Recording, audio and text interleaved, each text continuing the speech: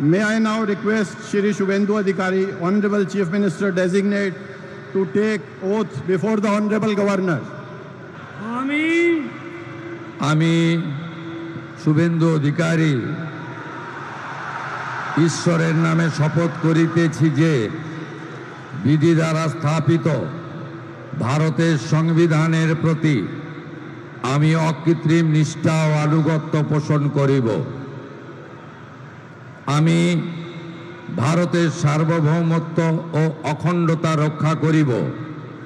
পশ্চিমবঙ্গ রাজ্যের মুখ্যমন্ত্রী রূপে আমার কর্তব্যসমূহ নিষ্ঠাপূর্বক এবং বিবেকসম্মতভাবে নির্বাহ করিব এবং ভয় বা পক্ষপাত, প্রীতি বা বিদ্বেষ রহিত হইয়া সকল শ্রেণীর জনগণের প্রতি সংবিধান ও বিধি অনুসারে ন্যায় আচরণ করিব।